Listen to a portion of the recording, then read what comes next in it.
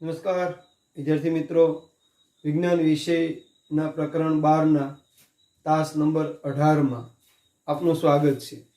વિદ્યાર્થી મિત્રો, આગળના તાસમાં આપણે પાવર નામની રાશિ જોઈ અને પાવર નામની જે રાશિ જોઈ, આ પાવર નામની રાશિનું સૂત્ર બનતું હતું P = W/T. એકમ સમયમાં ખર્ચાતી વિદ્યુત ઉર્જાને પાવર કહે છે. આના ઉપરથી એકમ સમયમાં ખર્ચાતી વિદ્યુત ઉર્જાને પાવર કહે છે. એના ઉપરથી એનો એકમ બનતો હતો જૂલ પ્રતિ સેકન્ડ. આ સૂત્રમાં એની કિંમત મૂકી દો I²RT, જે આપણે અગાઉ લાવેલા છે, છેદમાં T. TT ગયા એટલે I²R. આ પ્રમાણે એનો એકમ બનતો હતો એમ્પિયરનો વર્ગ ઓહમ. હવે આમાં આગળ મૂકતા જાઓ કિંમત, કે ભાઈ આ R માં કિંમત મૂકો ઓહમના નિયમ પ્રમાણે, તો I² ગુણ્યા V/I, એટલે I જાય એટલે IV અથવા તો VI. આ પ્રમાણે એમ્પિયર ઇન્ટુ વોલ્ટ અથવા તો વોલ્ટ ઇન્ટુ એમ્પિયર, ગુણાકારમાં ક્રમનો ગુણધર્મ. અને I નો ઓહમનો નિયમ લગાડો બે વખતે. આ સૂત્ર આમ બનાવો, I×R. બે જગ્યાએ I એટલે V/R ગુણ્યા V/R. R ગયા તો V અંશમાં એટલે V²/R. આ બધા આપણે જોયા હતા સૂત્રો. પાવરના સંદર્ભમાં આ સૂત્ર જોઈએ. અગાઉ વિદ્યુત ઉર્જાના સંદર્ભમાં સૂત્રો જોયા હતા. પછી આપણે વિદ્યુત ઉર્જાનો વ્યવહારિક એકમને લઈને જોયું હતું કે W/PT સૂત્ર બને. W વિદ્યુત ઉર્જા, એનું સૂત્ર આ બને. આ પ્રમાણે એનો એકમ થાય વોટ ઇન્ટુ સેકન્ડ. પરંતુ આ એકમ નાનો છે, તો વ્યવહારમાં મોટો એકમ વોટના કિલોવોટ અને સેકન્ડ ઇન્ટુ સેકન્ડના કલાક આ લીધું. તો કિલોવોટના વોટ અને કલાકની સેકન્ડ એટલે કિલોવોટના વોટ 1000 ગુણ્યા સેકન્ડ 36 વોટ અને સેકન્ડ, એટલે 36 ગુણ્યા 10⁵ વોટ ઇન્ટુ સેકન્ડ. આવો આપણે જોયું. બરાબર 3.6 ગુણ્યા 10⁶ વોટ ઇન્ટુ સેકન્ડ. હવે કિલોવોટ અવર બરાબર યુનિટ થાય, એ બે સમાન છે. અને વોટ ઇન્ટુ સેકન્ડ બરાબર જૂલ થાય. તેથી 1 યુનિટ બરાબર 3.6 ગુણ્યા 10⁶ જૂલ. આ બાબતની ચર્ચા આપણે આગળના તાસમાં કરી હતી. અત્યારે રિવિઝનના રૂપમાં ઝડપથી આપણે જોઈ લીધું. હવે આ બેના ઉપયોગ કરીને જે દાખલાઓ આપ્યા છે સોંપણીમાં, વિદ્યા પ્રશ્ન તરીકે અને ઉદાહરણ તરીકે, એની આપણે ગણતરી કરીશું. બે ઉદાહરણો તો અગાઉ જોયા હતા, પણ આગળ જોઈએ કે ભાઈ શા માટે વિદ્યુત હીટરનું દોરડું કોટ ચમકતું નથી જ્યારે તાપી ઘટક ચમકે છે.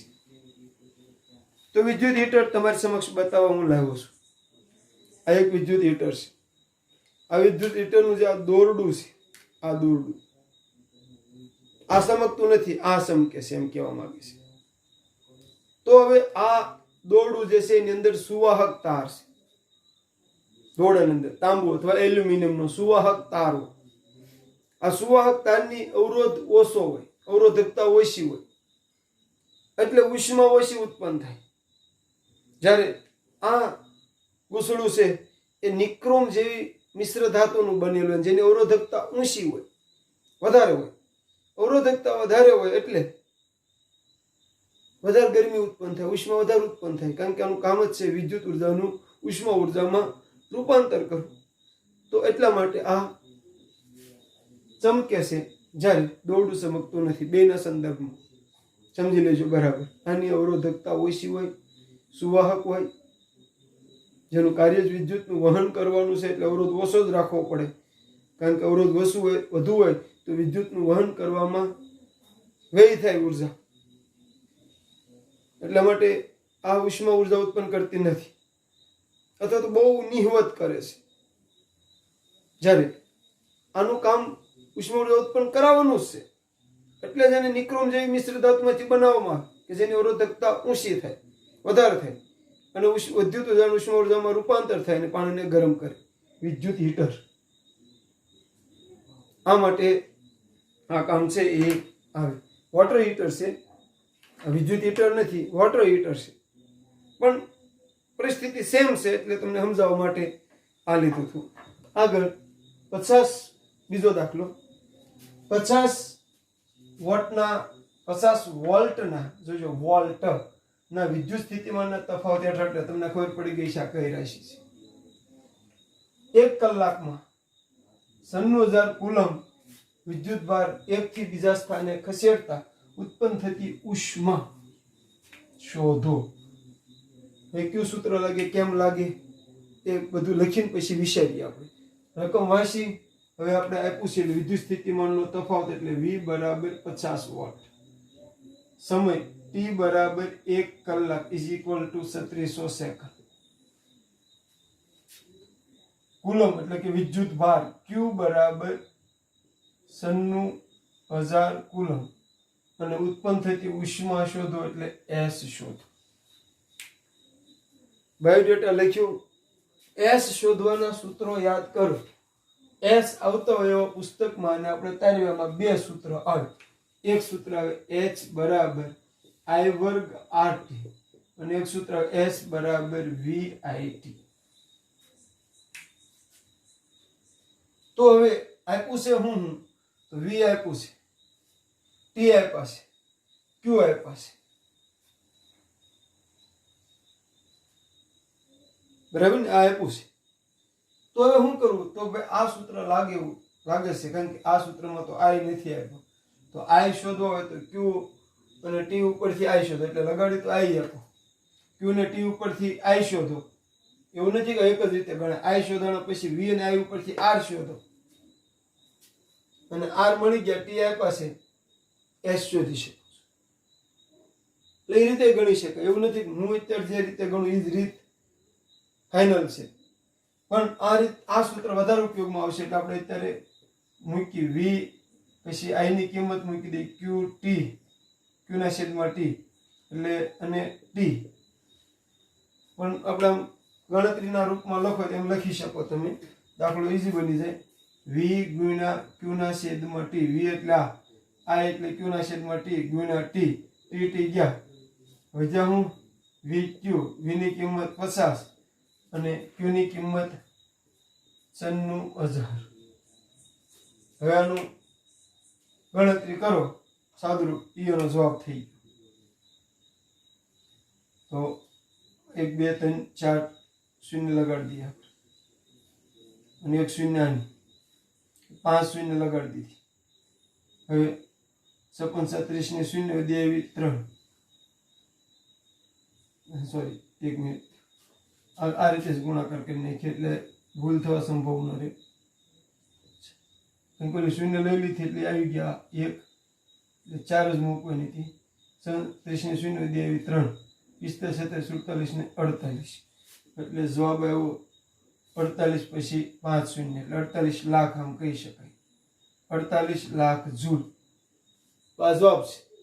પણ ઘણી વખત અને આમ પણ કરીએ કે ભાઈ 48 ગુણ્યા 10 ને ઘાત 5 જૂલ, અથવા આમ પણ કરી શકે 4800 કિલો જૂલ. જૂલને કિલો જૂલમાં ફેરવાય તો 1000 વડે ભાંગવા પડે. 1000 વડે ભાંગો એટલે 3 શૂન્ય નીકળી જાય એટલે 4800 કિલો જૂલ. આ રીતે જવાબ આવે. પ્લસ મેં કીધું એમ પણ થઈ શકે પહેલા I શોધો Q ની T ની મદદથી, પછી R શોધો I અને V ની મદદથી. એ રીતે થાય અને પછી કિંમત મૂકો તો પણ જવાબ આ જ આવશે. તો એ રીતે પણ તમે ગણી શકો છો. તો એ ઉદાહરણ જોયું. આગળનું ઉદાહરણ જોઈએ. 3 અથવા ત્રીજો પ્રશ્ન, દ્વિતીય પ્રશ્ન ત્રીજો જોઈએ. શું છે? 20 ઓહ્મ અવરોધ ધરાવતી વિદ્યુત ઇસ્ત્રી 5 એમ્પિયર વિદ્યુત પ્રવાહ ખેંચે છે. 30 સેકન્ડમાં ઉત્પન્ન થતી ઉષ્મા લગભગ તમે ગણી શકો. 20 ઓહ્મ અવરોધ એટલે R બરાબર 20 ઓહ્મ. 5 એમ્પિયર વિદ્યુત પ્રવાહ એટલે કે I બરાબર 5 એમ્પિયર અને 30 સેકન્ડ એટલે કે T બરાબર 30 સેકન્ડ.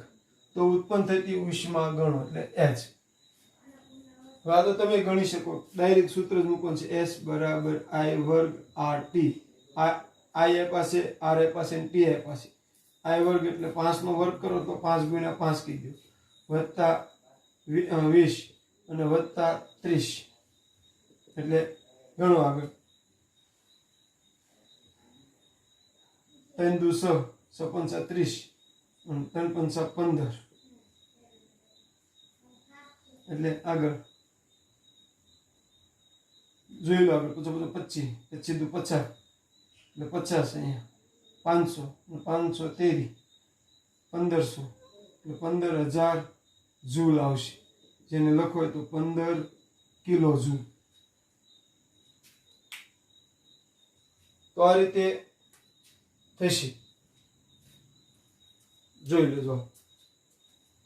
ક્યારેક એવું બનતું હોય કે ગણતરી હું ડાયરી કરી નાખતો શોર્ટકટ રીતે, તો જવાબ આ રીતનો આવે અને 2-3 રીતે લખતા. અને આમ પણ લખી શકે 15 ગુણ્યા 10⁻³ જૂલ, 15 કિલો જૂલ. તો આ રીતે આવશે. આવડે એવા દાખલા છે. આગળના દાખલા જોઈએ આપણે. તો વિદ્યાર્થી મિત્રો, દ્વિતીય પ્રશ્નો જોયા બાદ ઉદાહરણો અને દ્વિતીય પ્રશ્ન અહીંયા આપ્યા છે. રકમ પાઠ્યપુસ્તકમાં તમારે પણ સાથે જ રાખવાનું જોઈએ, જેથી કરીને કદાચ ક્યાંક નાની મોટી રકમમાં મિસ્ટેક હોય તો તમને વધારે ખ્યાલ આવે. જો દાખલો એક વિદ્યુત બલ્બને 220 વોલ્ટના જનરેટર સાથે જોડેલ છે, તો વોલ્ટેજ થયો, વિદ્યુત સ્થિતિમાનનો તફાવત, વિદ્યુત પ્રવાહ 0.50 એમ્પિયર છે, તો બલ્બનો પાવર કેટલો? જ્યારે આ રીતનું આપ્યું હોય ત્યારે આપણે જોઈએ કે આ દાખલામાં આપણને આપ્યું છે શું? વોલ્ટેજ આપ્યા V બરાબર 220 વોલ્ટ, વિદ્યુત પ્રવાહ આપ્યો I બરાબર 0.50 એમ્પિયર, અને હું શોધવાનું કીધું છે પાવર શોધવાનું કીધું છે. તો હવે તમને ખબર પડી જવી જોઈએ કે V આપ્યા, I આપ્યા અને P શોધવાનું કીધું છે. તો પાવરના આપણે જે સૂત્રો જોયા યાદ કરો. P બરાબર W/T લાગુ પડશે, P બરાબર I² R લાગુ પડશે, P બરાબર VI લાગુ પડશે, Q લાગુ પડશે વિષમ, તો P બરાબર VI. તો એ સૂત્ર લખીશું આપણે P બરાબર VI. V ની કિંમત 220 ગુણ્યા I 0.50, તો 220 ગુણ્યા 50 છેદમાં 100, 0 0 જાય, 22 5 110 વોલ્ટ, વોટ પાવર. તો આ રીતે તમે પહેલા બાયોડેટા લખો, રકમ વાંચો, પછી બાયોડેટા લખો. સ્ટેપ: રકમ લખો, બાયોડેટા લખો અને વિચારો. જો મેન વસ્તુ હશે એમ ગમે એટલા દાખલા ગણાવું, આ દાખલા તમારી માટે પૂરતા નથી. એ તો ઉદાહરણો છે.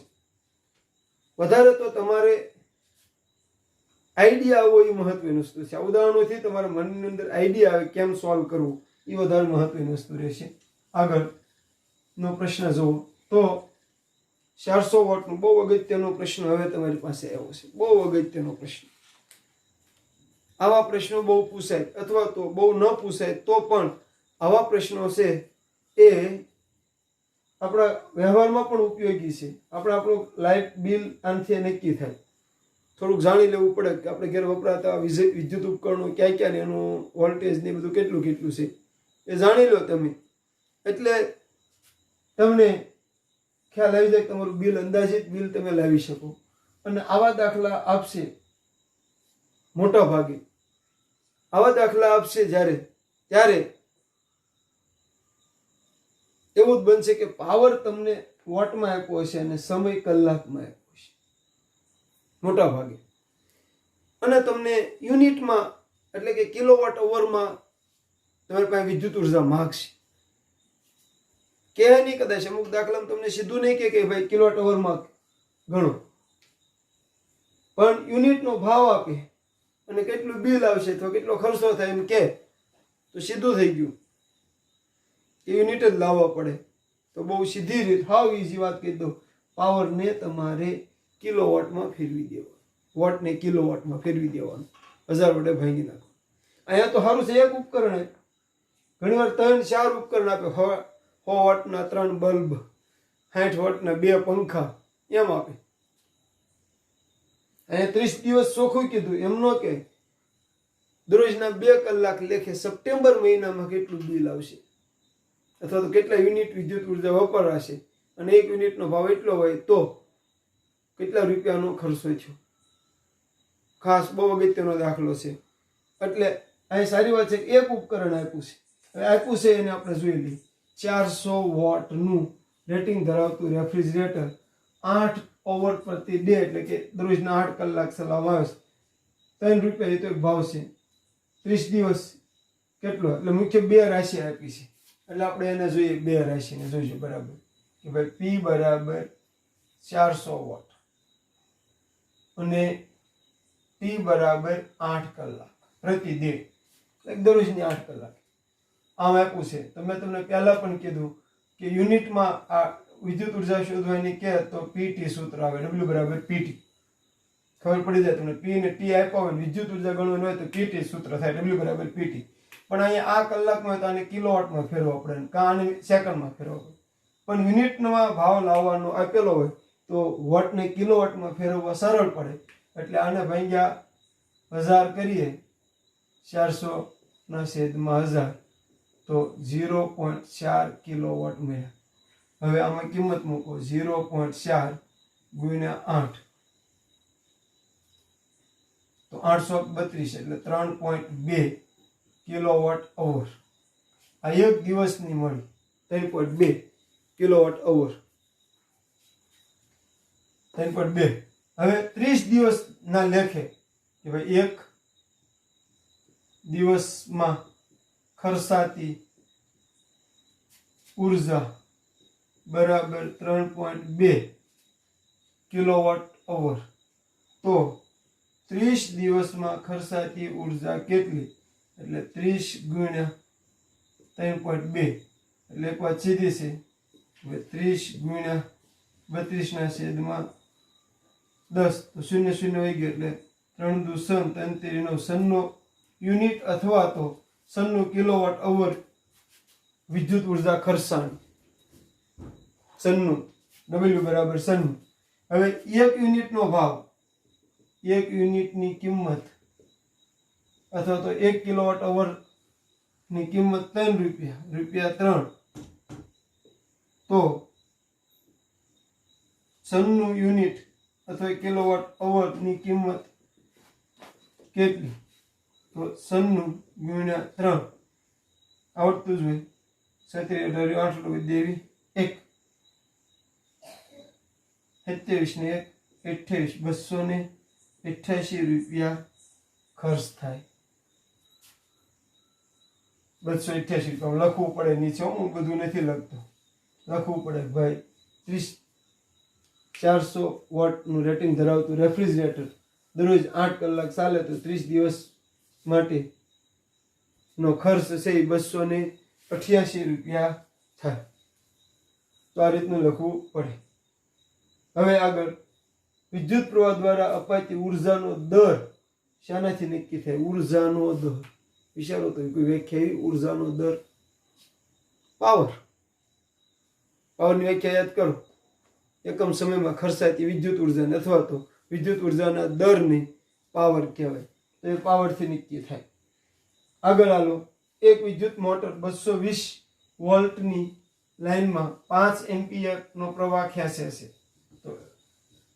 છે તો મોટરનો પાવર અને 2 કલાકમાં વપરાતી ઉર્જા ગણો. તો આપણે તમને કઈ કોઈ પણ રકમ આપીએ એનો બાયોડેટા લખો પહેલા. તો એક વિદ્યુત મોટર 220 વોલ્ટની લાઈન એટલે V બરાબર 220 વોલ્ટ, I બરાબર 5 એમ્પિયર. આગળ હાલો. સમય આપ્યો T બરાબર 2 કલાક. P શોધવાના કીધા અને W શોધવાના કીધા. રકમ ઉપરથી મેં બાયોડેટા લખ્યો નહીં, તમને આવડવો જોઈએ પહેલી શરત છે. બાકી આ રકમ આ દાખલામાં ખરેખર કાંઈ છે નહીં. તો હવે પાવર શોધવો છે. V ને I આપ્યા હોય પાવર શોધવો હોય તો હું બને P બરાબર VI. તો V 220 ગુણ્યા 5. આગળ વિચારો 0 1 1100 વોટ.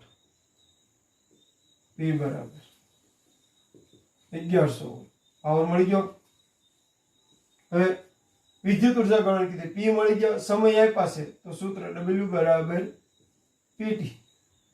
તો પી છે 1100 ગુણ્યા 2, 11 દુ 2200 જૂલ, W બરાબર.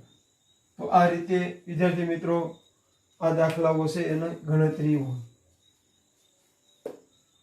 તો દાખલા કેમ ગણવા એ બાબત પછી આનો અહીંયા આપણો આ પાઠ છે એ પૂરો થાય. 12મા પાઠનું મોસ્ટ ઓફ કામ પૂરું થાય. પાઠ પૂરો થયા પછી દર વખતે આપણે ખબર છે તમને કે આપણે પાઠનો સારાંશ લખતા હોઈએ. તો આ પાઠનો સારાંશમાં એની રાશિઓમાં વહેંચી દો. પહેલા વિદ્યુત ભાર, વિદ્યુત પ્રવાહ, વિદ્યુત સ્થિતિમાનનો તફાવત. પહેલા તો એક કોષ્ટક બનાવો દરેક બાળક કે રાશિ, સંજ્ઞા, સૂત્ર, એકમની સંજ્ઞા, આવો એક કોઠો બનાવો કમ્પલસરી. આ પાઠની અંદર આવતી તમામ રાશિનું નામ, સંજ્ઞા કદાચ સરળ કાઉન્સમાં લઈ લો તો આવે તો એમ લખી નાખો રાશિનું નામ અને સંજ્ઞા. સૂત્રમાં ખાલી એક સૂત્ર નહીં લખવાનું, બનતા હોય 2-3 લખવાનું. વિદ્યુત પ્રવાહના આખા પાઠમાં જેટલા સૂત્રો બને એટલા લખો. એટલે કમ્પલસરી કોઠો લખવાનો છે. પછી એકમ અને એકમની સંજ્ઞા. તો આ બાબત છે એ ખાસ લખવાના. હમણાં હું ગૃહ કાર્ય આપું છું આ તાસનું, પણ વાત કહી દઉં તો સારાંશ લખો, એમાં રાશિ લખો, રાશિને લઈને મેન પોઈન્ટ લખો. તો મોટા ભાગે એની અંદર આવતી બધી વસ્તુ વિદ્યુત તાપી અસર એવો પોઈન્ટ પડે તો એની અંદર એ પોઈન્ટ આવી જાય. એટલે એ રીતે 60 સ્વરૂપે વહેંચી નાખવામાં. વિદ્યુત ભાર, વિદ્યુત પાઠનું નામ વિદ્યુત, જોજો પાઠનો વિદ્યુત, પછી અહીંયા આપો વિદ્યુત ભાર, પછી અહીંયા આપો વિદ્યુત પ્રવાહ, વિદ્યુત સ્થિતિમાનનો તફાવત. એ રીતે આગળ આલો અવરોધકતા, એ રીતનું ડિવાઈડ કરી દો અને બધાની વિશેની મેક્સિમમ મેન પોઈન્ટ લખી નાખો. ખૂબ સરસ સારાંશ થશે. સ્વાધ્યાયના દાખલા ઈરાદા સાથે નથી ગણાવ્યા, કારણ કે મોટા ભાગે આને રિલેટેડ દાખલા આવતા હોય, થોડું ઘણું ટ્વિસ્ટેડ હોય તો તમે ખુદ ગણો, તમે ખુદ માઇન્ડ આપો તો વધારે ફાયદો થાય, આઈડિયા આવતો જાય કેમ સોલ્વ કરવા. છતાં પણ ન સોલ્વ કરી શકાય તો સંપર્ક કરી શકો છો. તો વિદ્યાર્થી મિત્રો, તાસ 18નું ગૃહ કાર્ય જે છે, તાસ 18નું ગૃહ કાર્ય. પહેલું, તાસમાં સોલ્વ કરાવે પ્રશ્નો અને દાખલા. તાસમાં જે સોલ્વ કરાવ્યા એ પ્રશ્ન અને દાખલા. અને બીજું કોષ્ટક, રાશિ, સૂત્ર, એકમનું કોષ્ટક લખો. બાકી સારાંશ અને સ્વાધ્યાય એ તો તમારે બાકી બુકની અંદર બાકી રહી ગયો હોય એ લખવાનો રહેશે. સારાંશ સારામાં સારી રીતે લખશો એટલો ફાયદો વધારે થશે. તો ફરીવાર 18મો તાસ છેલ્લો તાસ છે આ પાઠનો, અને એમાં ફરીવાર તમને કહું છું કે ખૂબ મજા આવે એવો પાઠ અને આગળ 11-12 સાયન્સમાં ખૂબ ઉપયોગી થાય એવો પાઠ ગણાવો. એક નહીં, ખાલી 2 પાઠો અગત્યના છે. આને લઈને ઘણા પાઠ બનશે, એવું નથી કે એક જ પાઠ બને, પણ ચેપ્ટર 2 આગળ આવે છે 11માં કે જે આને રિલેટેડ છે. એમાં વિદ્યુત પ્રવાહની વ્યાખ્યા ન બદલાય, એનું સૂત્ર એકમ ન બદલાય, એમાં દીપમાં આવે જવાનું પણ એ ન બદલાય. તો એટલું તમારી પાસે અત્યારનું તૈયાર હોય તો વધારે ફાયદો થશે. એટલે ખાસ અને સમજણયુક્ત પાઠ છે, મેક્સિમમ પીરિયડની અંદર તૈયાર થઈ જાય એ રીતનો પાઠ છે. તો ખાસ ફરી એક વખત પાઠ પૂરો થાય એટલે આપણે સારાંશ લખીએ છીએ. સારાંશ પછી સ્વાધ્યાયનું સોલ્યુશન જે બાકી હોય એ કરીએ છીએ. અને એક તમારી સાથે તમારી ઉપર એક આશા રાખું છું કે તમે વધારાના જે દાખલા હોય અન્ય સાહિત્યમાં એ ખાસ ગણજો. કારણ કે આગળ જતા અને CBSE અભ્યાસક્રમ આવે ત્યારથી અહીંયા જે રેડીમેડ આપવામાં આવે એવું જ પૂછે એવું માની લેવું નહીં. એ તમને આપવામાં આવેલા એક સેમ્પલ છે, ઉદાહરણ છે કે આવા આવા પ્રશ્નો હોય ને એને સોલ્વ એવી રીતે કરાય. એમાં ક્યાંક એવું બને કે અહીંયા તમને પાવર ગણવાનો કીધો, પાવર આપી દે, વોલ્ટેજ એ ગણવાનો, કેવાય દાખલા આવે, પાવર આપી દે વોલ્ટેજ ગણવાનો કે, અથવા તો એવાય દાખલા અગાઉ આવેલા છે કે વિદ્યુત ઉર્જા ગણવાની કે પાવર નો આપે પણ આઈ આપે, આર આપે, ટી આપે, એવા કંઈક ને કંઈક રિલેટેડ રકમ આપે તો તમારી પાસે આઈડિયા વિકસે. એ માટે તમે વધારે ટફ દાખલા ગણો તો વધારે ફાયદો થશે. આશા રાખું છું કે આ પાઠને તમે સારી રીતે સમજશો, વધારે મુહાવરો કરશો અને એટલો સારી રીતે તૈયાર કરશો કે ભવિષ્યમાં ગમે એવા એમાં ટ્વિસ્ટેડ પ્રશ્નો થશે તો પણ તમને આવડશે. ને હું માનું ત્યાં સુધી આ પાઠમાંથી એક દાખલો લગભગ મેં જ્યારથી વિજ્ઞાન ભણાવવાનું શરૂઆત કરી ત્યારથી કમ્પલસરી એક દાખલો આ પાઠમાંથી હોય છે. ક્યારેક એવું બન્યું હોય કે કદાચ ન હોય તો પણ મોટા ભાગે એક દાખલો તો આ પાઠમાંથી હોય જ છે. તો સારામાં સારી તૈયારી કરીશું.